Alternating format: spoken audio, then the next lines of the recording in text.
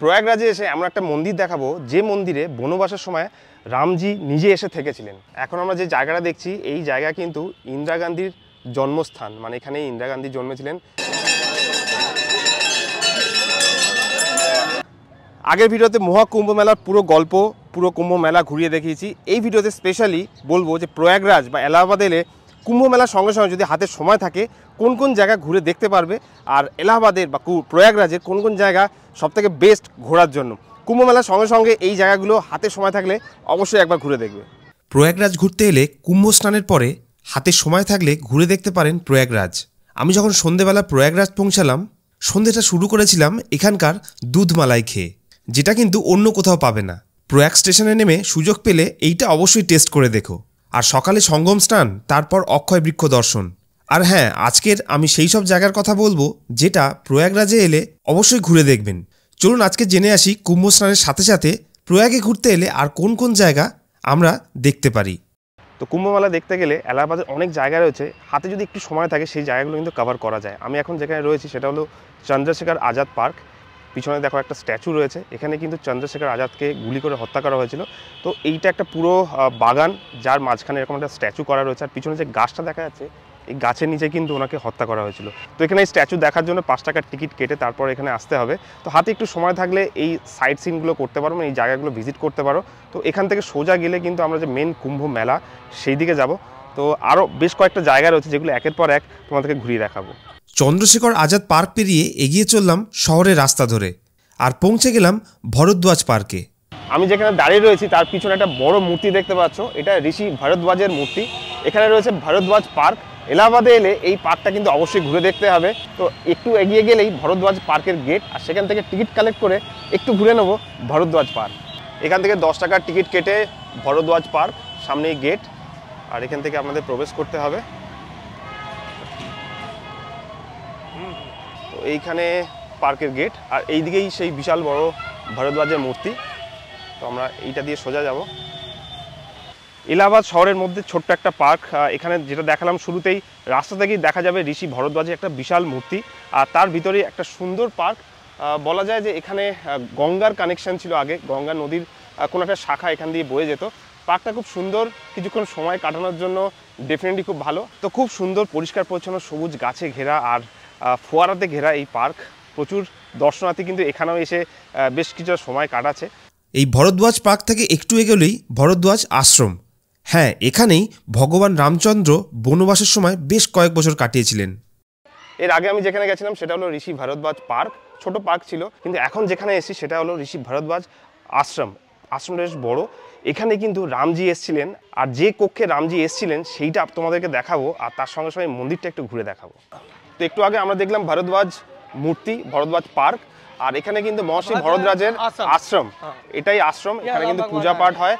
আর বলা হয় যে এখানে রামজিও এসেছিলেন এই আশ্রমে থাকতে। তো দেখে নিন, খুব সুন্দর জায়গা। তো এই হলো মন্দির। তো এখানে দেখুন অনেক দেবদেবী রয়েছে রাখা। और ये ब्रह्मा जी है। अच्छा, ये ब्रह्मा जी और ये सत्यनारायण भगवान, महालक्ष्मी, और ये प्रयागराज है। सब तीर्थों ये प्रयागराज का, है। हाँ, अच्छा, ये प्राचीन मंदिर प्रयागराज सब तीर्थों का राजा है। अच्छा, भगवान राम यहीं आए थे।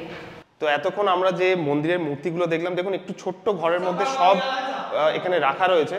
তো এই মূর্তিগুলো কিন্তু আলাদা করে কোনো মন্দিরে স্থানান্তর করা হয়নি, একটা ছোট্ট জায়গার মধ্যে সবগুলো মূর্তি রাখা হচ্ছে। এই মূর্তিগুলো যেগুলো আপনারা দেখলেন সেগুলো অ্যাকচুয়ালি বিভিন্ন মন্দির যখন সংস্কার করা হচ্ছে বা কিছু এক্সট্রা মূর্তি সেখান থেকে পাওয়া গেছে, সেই মূর্তিগুলো রেখে কিন্তু এখানে সাজানো রয়েছে। আর প্রত্যেকটা কিন্তু বেশ প্রাচীন মূর্তি। তো এখন আমরা যেখানে রয়েছি এইখানেই কিন্তু ভগবান রাম এসেছিলেন, আর তার জন্য এই মন্দিরটা এত বিশেষভাবে সবাই পূজা করেন।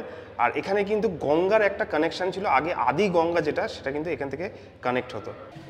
আমি এখন একদম মন্দিরের নিচে একটা ছোট্ট গুহা রয়েছে, গুহার মধ্যে এখানেও কিছু দেবদেবীর মূর্তি রয়েছে, যেগুলো দেখলে একটু অদ্ভুত লাগবে, বহু প্রাচীন মূর্তিগুলো। দেখুন এই যে মূর্তিগুলো দেখছি এগুলো কিন্তু আজকালের মূর্তি নয়, বহু প্রাচীন মূর্তি। এখানে কিন্তু ভগবান রাম এসে বনবাসের সময় বেশ কিছু বছর কাটিয়েছেন। আর আমরা এখন যেখানে রয়েছি একদম মাটির নিচে গুহার মধ্যে এই মন্দিরটি। আশ্রম পেরিয়ে পৌঁছালাম আরেকটা ঐতিহাসিক জায়গায়। এটা হলো আনন্দ ভবন, যেখানে জওহরলাল নেহরু থাকতেন। আর এখানেই জন্ম হয়েছিল ইন্দিরা গান্ধীর। এখন আমি যেখানে রয়েছি পিছনে দেখুন একটা সুন্দর স্ট্রাকচার করা রয়েছে, সুন্দর বাড়ি রয়েছে। এটা হচ্ছে আনন্দ ভবন, যেটা কিন্তু জওহরলাল নেহরু বানিয়েছিলেন। পরবর্তীকালে এটা গভর্নমেন্ট প্রপার্টি হিসাবে চলে এসছে আমাদের ইন্ডিয়ান হেরিটেজে। তো দেখেন এখান থেকে দারুণ লাগছে, স্ট্রাকচারটা দারুণ অসাধারণ, একদম এলাহাবাদ শহরের কাছাকাছি, প্রয়াগরাজের কাছাকাছি। কিন্তু এলাহাবাদ ঘুরতে এলে বা প্রয়াগরাজ ঘুরতে এলে এইটা অবশ্যই দেখতে পারেন। তো এই হলো আনন্দ ভবন, যেটা কিনা জওহরলাল নেহরু বানিয়েছিলেন। তারপরে গভর্নমেন্ট প্রপার্টি হিসাবে এটা এখানেই রয়েছে।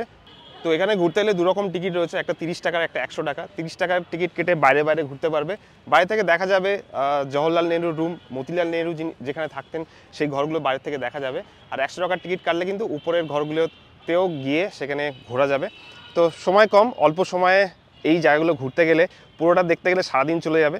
তাই এখান থেকে এবার আমরা বেরিয়ে পড়বো। তো এই যেটা বিল্ডিং আমরা দেখলাম, সুন্দর একটা প্রাসাদ দেখলাম, সেটা কিন্তু জওহরলাল নেহরুর বানানো, যেখানে মতিলাল নেহরু থাকতেন।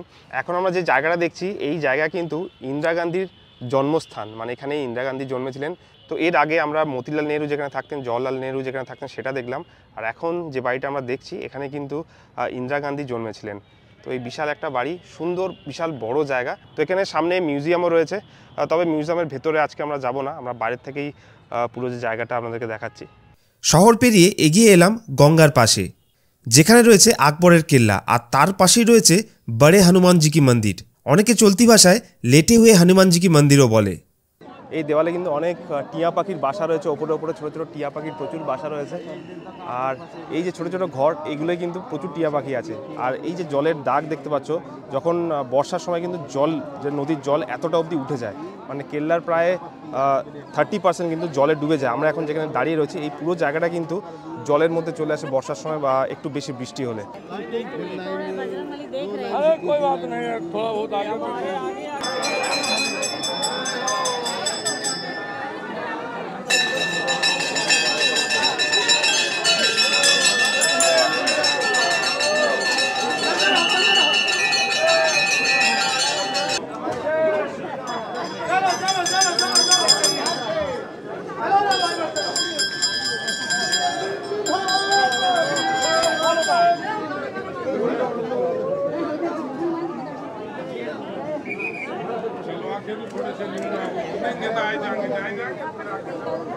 হনুমানজির মন্দির দর্শন করলাম, প্রচুর ভিড় ছিল, এটাই সবথেকে বেশি টাইম লাগলো। তো আজকের এই এলাহাবাদের মানে প্রয়াগরাজের কয়েকটা বিভিন্ন জায়গা ঘুরে দেখালাম, যেটা কিন্তু কুম্ভ মেলাতে এলে, মহাকুম্ভ মেলাতে এলে তোমরাও দেখতে পারো। তো এই কটা জায়গা কেমন লেগেছে অবশ্যই কমেন্টস করবে, আর এরকম জায়গা যদি তুমি ভিজিট করে থাকো সেটাও অবশ্যই কমেন্টসে জানাবে।